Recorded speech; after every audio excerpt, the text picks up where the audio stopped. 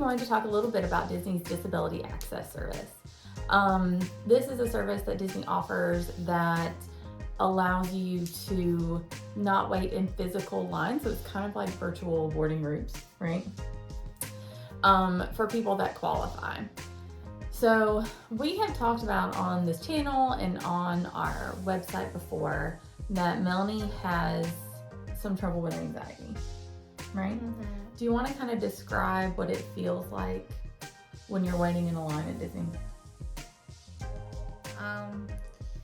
I guess it's just having to wait until finally getting something over with. Like, if I want to ride it but I'm still nervous, I don't have to wait until to get it over with. I just want it done. Yeah. So then I can say that I actually rode it. Yeah. So she's had panic attacks, stomach aches, not at Disney, but in other places like we've thrown up and stuff like that. So anxiety has been an ongoing issue with her, honestly, probably since you were a baby. But I just didn't know what it was, first time mom syndrome.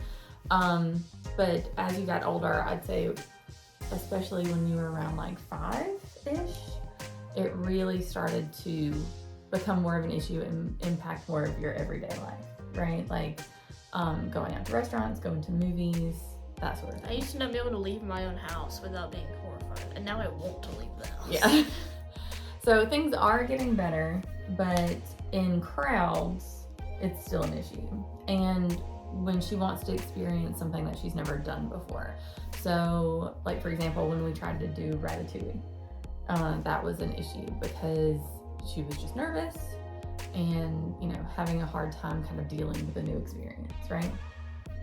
So, you know, we've done counseling, we've done all sorts of things that have tried to help alleviate some of these things, and it's gotten better. For sure, as you've gotten older and we've learned how to deal with it. But it's still not, you know, it's not something that's going to go away. We're going to kind of have to deal with it.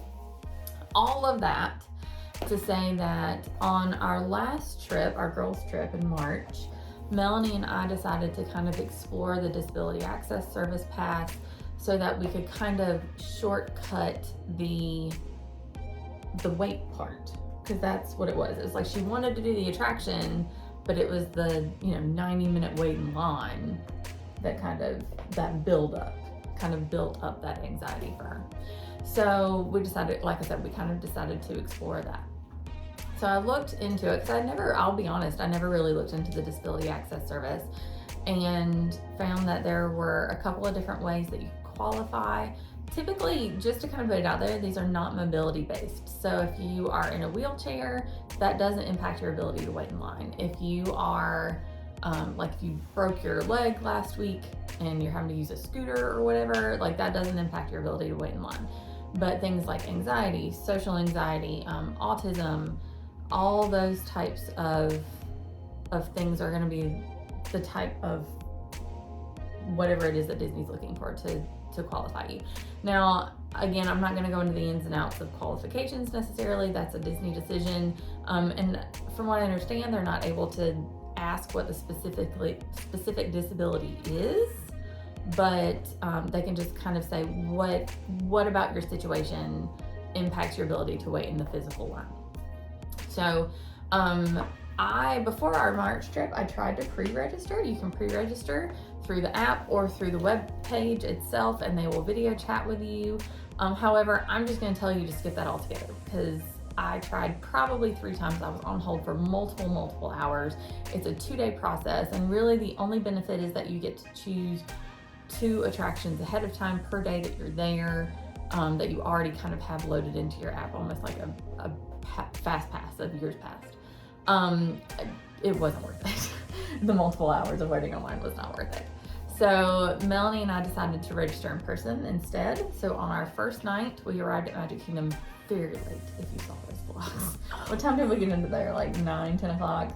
And they were closing at 11, like... It was like 10:30, 10:40, we had like 20 minutes. Yeah, like we just like ran in, ate one snack, Forgot rode your one mask, ride. So don't forget your mask. Right. Whoops. Also, turns out when they were still requiring masks on public transportation, they would just hand them to you. So I didn't have to go out to the car after all. Whoops. So anyway, we went to guest services at the front of the park. The lady was wonderful, talked to us a little bit about what we've already explained that was happening to Melanie when we were in the parks. They took her picture.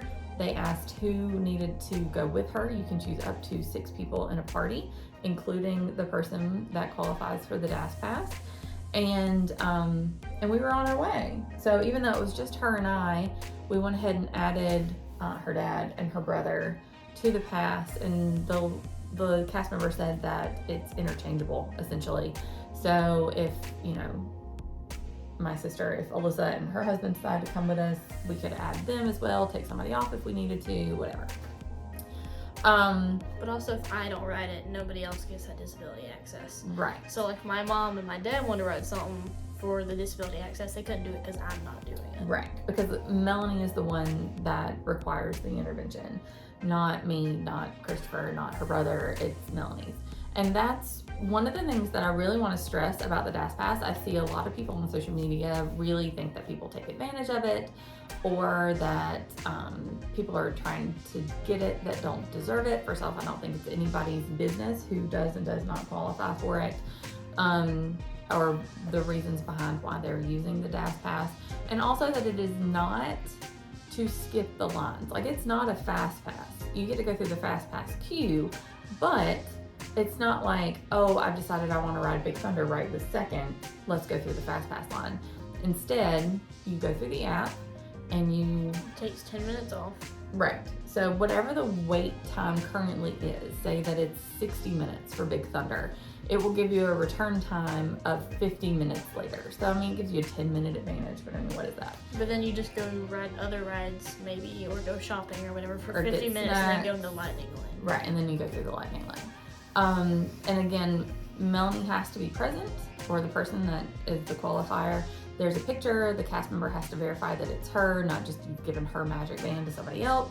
Also, she has to be the one to scan in first. That was one of the first things. It'll go that we blue figured the out. first time, and then they check it, and then it turns green. Right. So if you get the disability access service and it turns blue, probably you shouldn't panic because they're just looking at your photo. Right, That's they the only have to reason it went verify blue.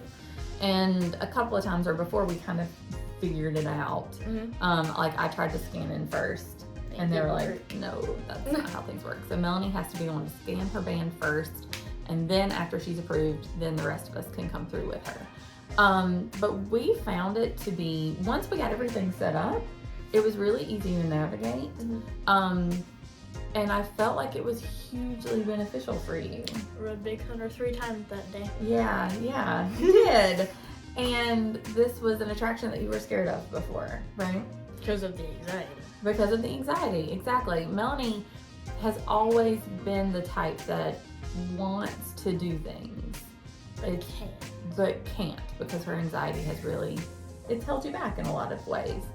And so this kind of put her on an even playing ground with everybody else, like with me and with her daddy. I mean, you haven't gone with daddy yet since we've done the DAS Pass, but because she didn't have that 60-minute buildup of the queue of the line, we were able to just go straight, get on the attraction, and it's like her brain didn't have time to focus on the fact that you were doing something that might have scared you before.